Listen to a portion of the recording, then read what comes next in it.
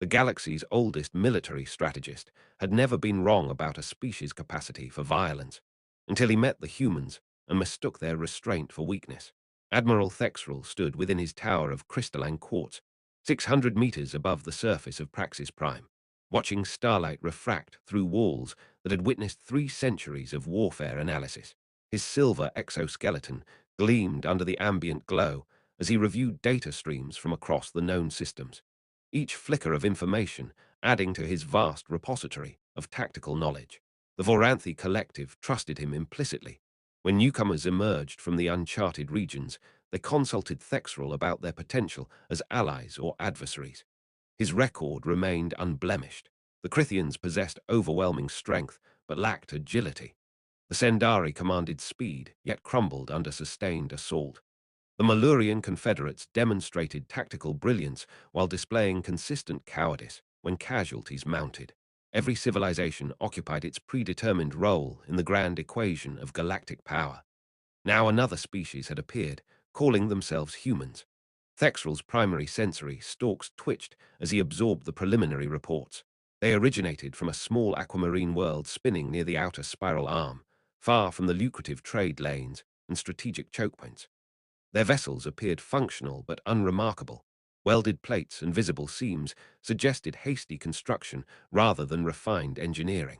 Most significantly, they seemed to avoid confrontation whenever circumstances permitted. Peaceful creatures. Thexrel clicked to his assistant, a young Voranthi named Celix whose shell still bore the soft sheen of youth. Celix manipulated the holographic interface, pulling up additional data. Records indicate they have existed in space for merely 200 orbital cycles by their own timekeeping, extraordinarily recent by galactic standards. Precisely. Thexrel's mandibles clicked in what passed for satisfaction among his kind. Juvenile civilizations invariably demonstrate weakness until they accumulate sufficient temporal experience. These humans will discover their proper station soon enough. The Galactic Assembly had allocated humans a modest territory, distant from critical infrastructure. A charitable gesture, let them establish their modest settlements, and perhaps in time they might serve the more established powers. Thexrel dismissed humanity from his immediate concerns for several cycles. Then Captain Jake Brennan requested emergency docking privileges at Sanctuary Station for critical repairs. The human vessel, christened Dauntless, bore extensive damage, scorched hull plating, breached compartments, and energy scarring that suggested recent combat. Thexrel decided personal observation might yield valuable intelligence for his comprehensive files.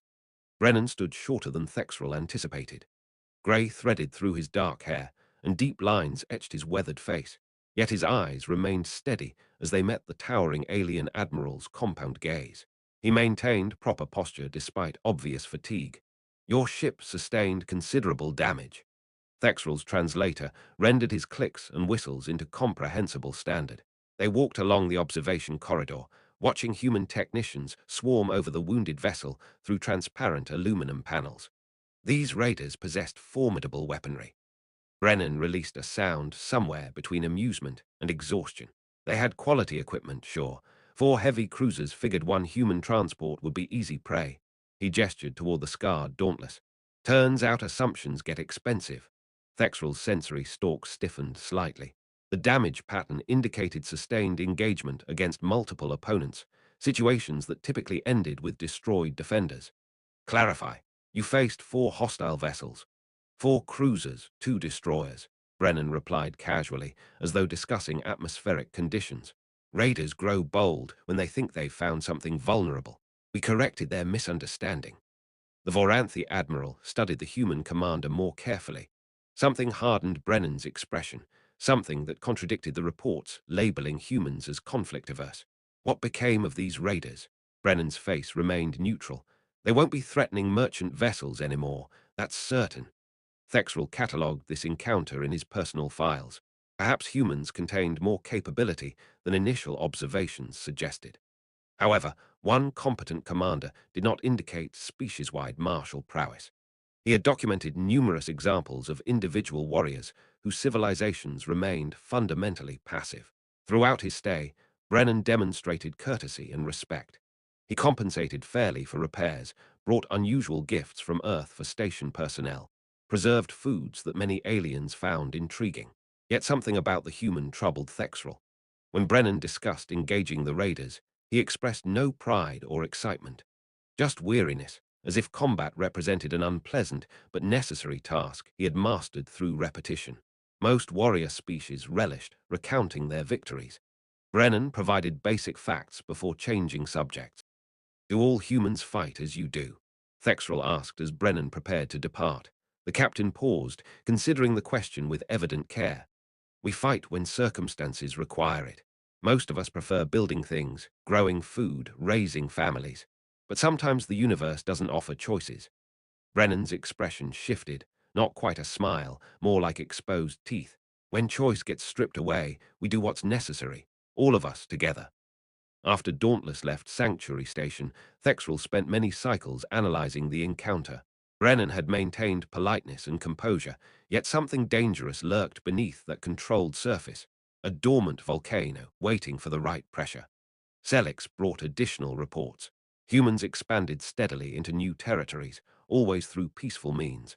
When they discovered worlds already inhabited, they requested permission before settling.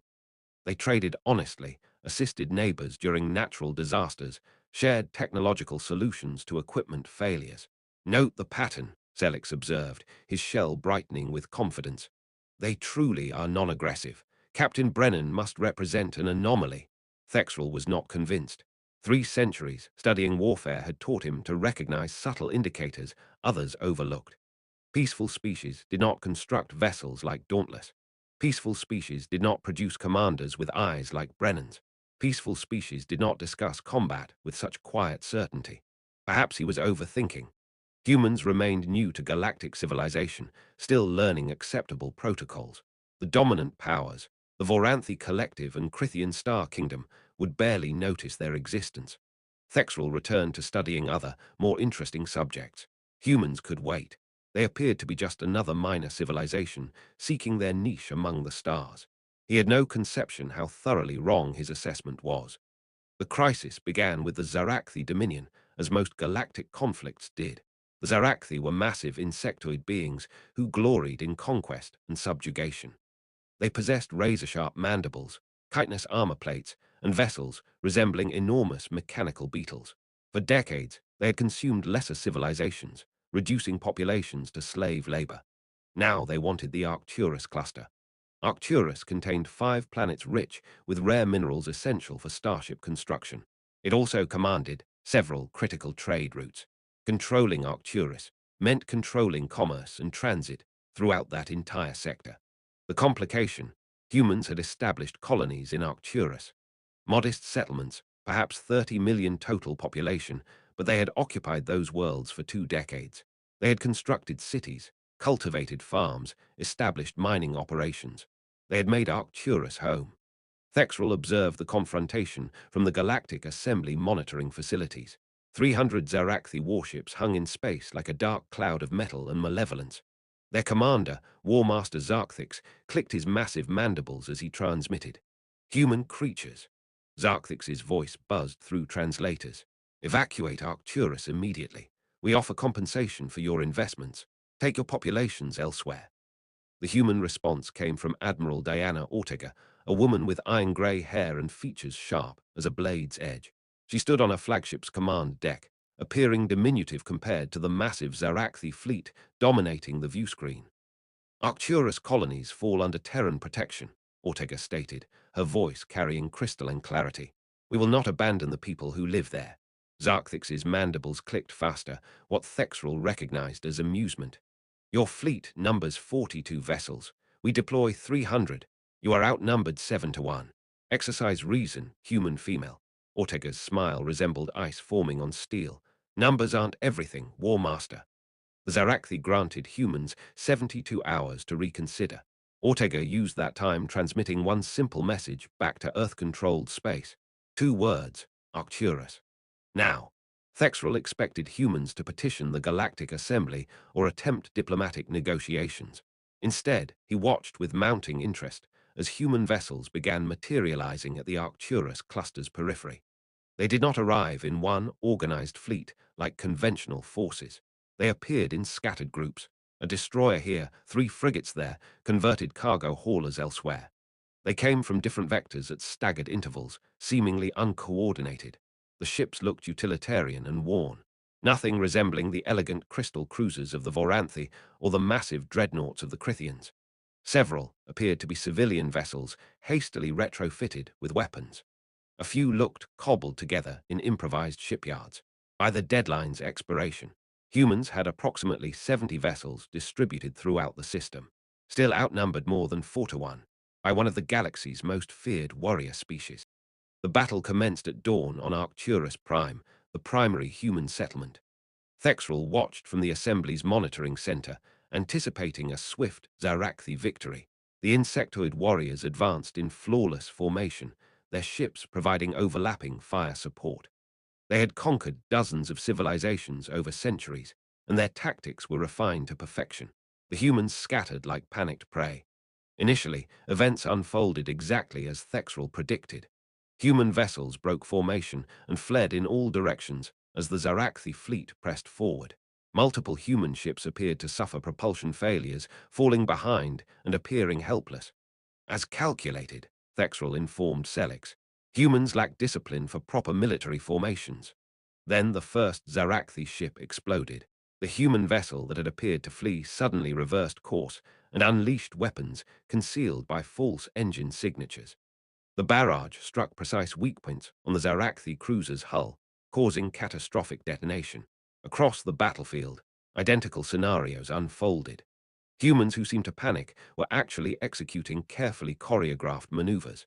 They concealed themselves behind asteroids, within sensor shadows, in positions that should have been impossible to reach undetected. The Zarakthi formation, which had appeared so perfect and powerful, began fragmenting. Their ships were designed for mutual support, but now they found themselves isolated and surrounded. Human vessels materialized from everywhere, striking hard before vanishing again. What shocked Thexrel most was not the tactics. It was how humans seemingly ignored conventional warfare limitations. A human destroyer, critically damaged and venting atmosphere, deliberately rammed itself into a Zarakthi battleship's reactor section. The resulting explosion consumed 6 vessels. Suicide attacks. Celix's shell paled with horror. They're employing suicide attacks. Thexrel examined the tactical displays more carefully. Observe the evacuation patterns. They're extracting crew members first. His confusion deepened. They were sacrificing their vessels to save their personnel, while simultaneously weaponizing those same ships. On the primary screen, another human vessel painted itself with active targeting sensors, drawing fire from 15 Zarakthi ships while its crew escaped in lifepods. The captain remained aboard, manually piloting the vessel to maximize damage when it finally detonated. Captain Brennan's Dauntless moved through the chaos like a predator. Wherever it traveled, Zarakthi ships simply stopped functioning. Not destroyed, disabled. Their crews alive, but their weapons and propulsion completely neutralized. The engagement lasted 6 hours. When it concluded, the Zarakthi fleet was gone.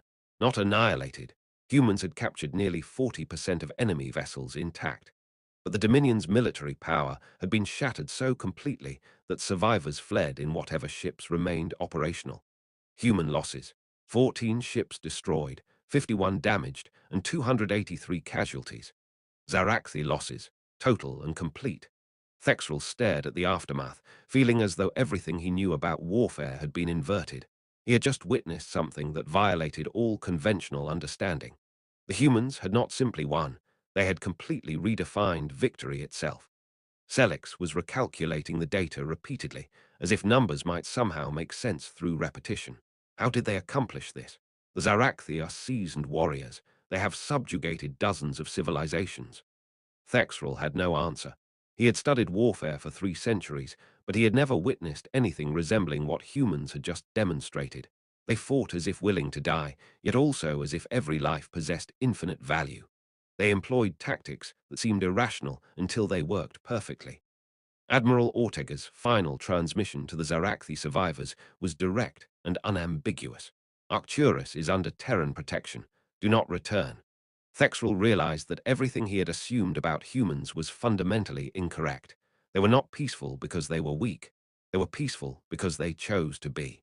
When that choice was revoked, they became something entirely different, something dangerous, something the galaxy had never encountered before. The Voranthi admiral began compiling new files about human military capabilities. He suspected he would need them very soon. After Arcturus, Thexrel could not stop analyzing what he had witnessed. He spent weeks consuming everything available about human history, trying to understand how they had become such effective fighters. What he discovered disturbed him more than the battle itself. Humans had been fighting wars throughout their entire documented existence, not occasional resource conflicts like most species, but constant, brutal warfare that seemingly never ended. Their homeworld bore scars from thousands of years of battles. They had invented weapons capable of poisoning air, incinerating entire cities, or rendering land uninhabitable for generations. Yet the strangest thing, they also seemed to know when to stop fighting. Thexrel found records of human wars where they had deliberately refrained from using their most terrible weapons. Conflicts where they had fed enemy civilians, treated wounded enemy soldiers, rebuilt conquered cities. It made no sense. Why develop such destructive capability and then refuse to deploy it? Why show mercy to enemies who might attack again? Other species either fought with everything available or did not fight at all. Dr. Elena Vasquez, a human military historian, agreed to meet with Thexrel at Confluence Point, a neutral station where different species could interact safely. She was small even for a human, with warm eyes that somehow made Thexrel uncomfortable. "You want to understand how we fight?" Vasquez settled into a chair with a cup of something dark and aromatic. "That's the wrong question, Admiral." Thexrel leaned forward in his crystalline seat. "Then what should I be asking? Why we fight?" Vasquez activated a holographic display showing images from Earth's history. Every species develops warfare differently. Most learn to fight for resources, territory, or dominance. Humans learn to fight for survival. The display showed images that made Thexrel's exoskeleton shiver involuntarily. Massive predators with fangs like swords hunted early humans through dense forests. Natural catastrophes obliterated entire continents. Diseases killed millions indiscriminately. Earth tried to kill us from the moment we developed consciousness. Vasquez gestured at the horrifying images. Ice ages lasting thousands of years, volcanic eruptions blocking out the sun, asteroid impacts destroying everything we built, predators that could tear apart our earliest settlements with bare claws. Thexrel studied an image of a massive creature with fangs longer than a human was tall. But surely once you develop technology to defend against these threats, we turn those same skills on each other. Vasquez's expression darkened. By then, fighting for survival was encoded into our nature. When there were no more apex predators to fear, we became each other's greatest threat. The display showed human cities reduced to rubble, forests burned to ash, oceans poisoned by chemicals. Thexrel saw weapons capable of destroying entire planets, and others that could kill specific individuals while leaving everyone else unharmed. "Your species developed terrible weapons," he observed. "Yes," Vasquez said simply. "We learned to be very good at killing, but we also learned something else." The images changed to show human soldiers carrying wounded enemies to safety, human doctors treating anyone who needed help regardless of which side they fought for, human engineers rebuilding hospitals they had bombed weeks earlier. We learned that there are things worth fighting for and things worth dying for. But we also learned that victory means nothing if you become a monster to achieve it. Thexrel thought about the Zaraxi, who believed that strength was the only truth that mattered. The Dominion would say that mercy is weakness. Vasquez's smile was sad, but also somehow fierce. The Zaraxi learned warfare from conquest. They fight to take what others have built. We learned warfare from survival. We fight to protect what we have built. She paused, studying Thexrel's silver features. "There's a significant difference between a predator and a guardian, Admiral." "What difference?" "Predators take and move on to the next target. They fight until they win or until they find easier prey." Vasquez gestured to the images surrounding them. "Guardians fight until there's nothing left to fight with, because if we can't protect what matters to us, there's no point in surviving." Thexrel felt something cold settle in his thorax, "Even if it means your own destruction." "Especially then." Vasquez's voice carried absolute certainty. "Admiral, do you know what the most frightening thing about humans is? It's not our weapons, our tactics, or our technology. It's that we know exactly what war costs, and we're willing to pay that price anyway. She showed him more images. Human children playing in bombed city ruins. Human farmers growing food in soil poisoned by chemical weapons. Human families celebrating holidays while their sons and daughters fought in distant wars. We've learned to live with the cost of protecting what we love, Vasquez explained.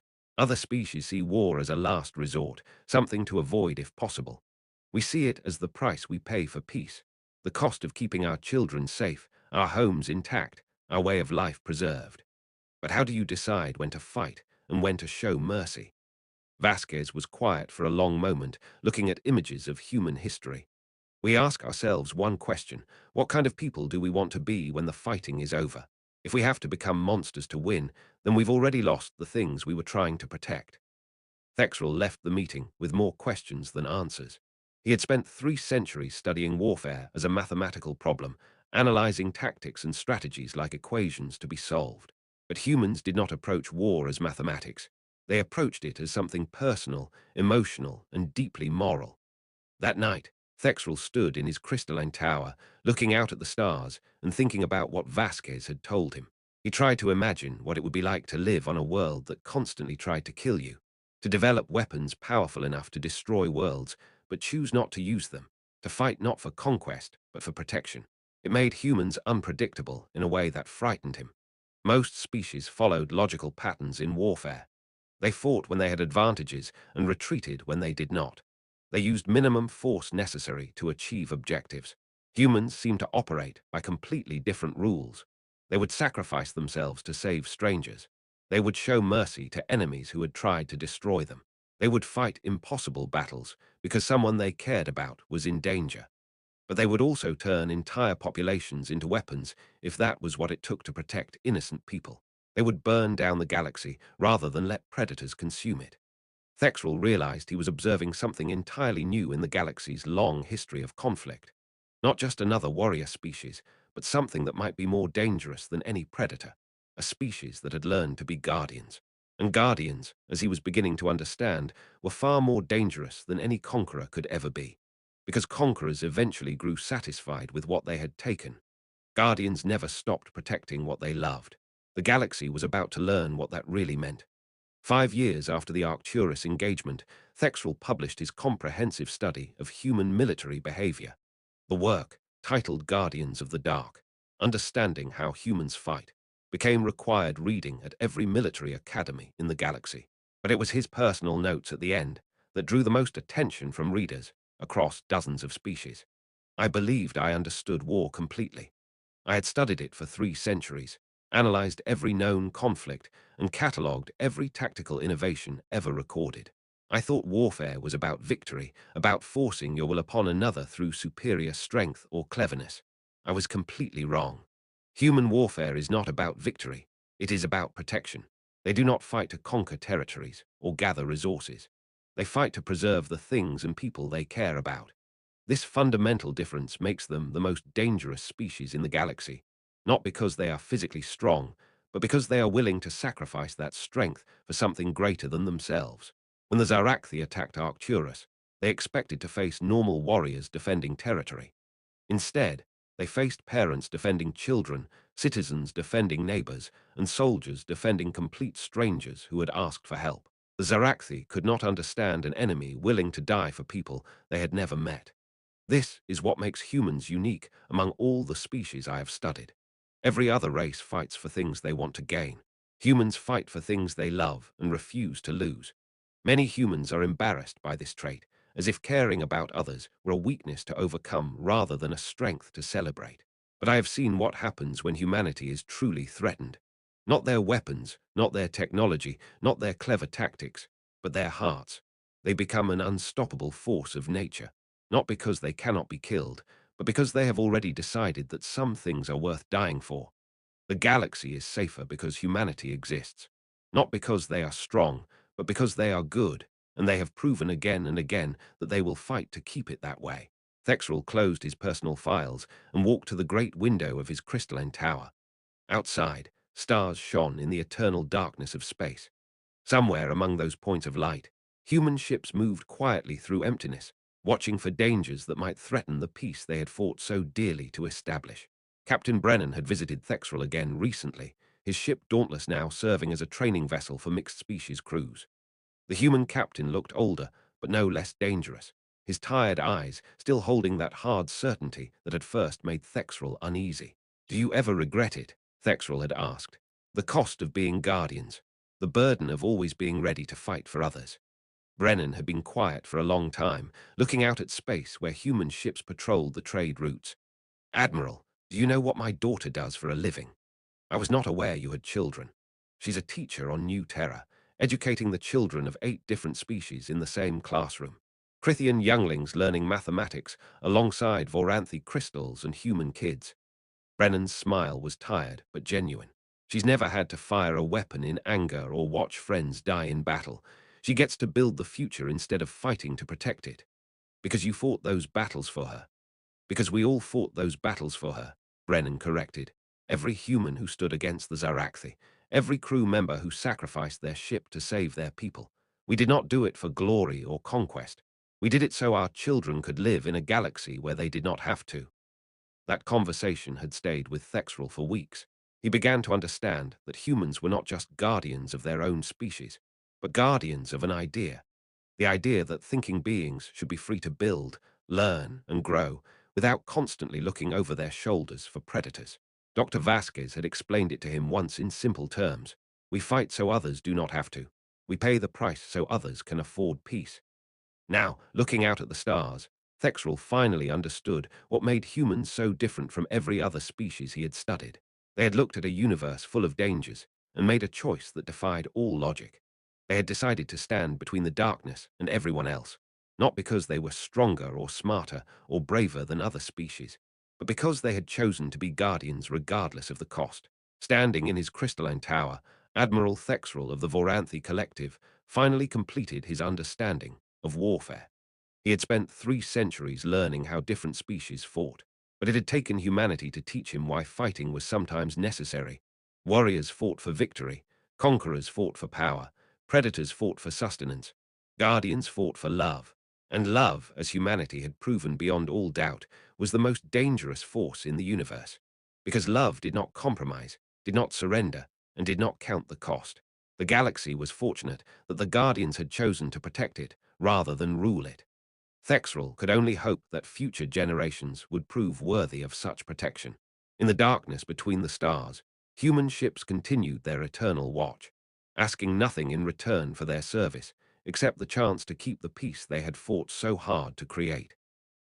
A sword that never leaves its sheath gathers no rust, but when drawn in defense of the innocent, it never dulls.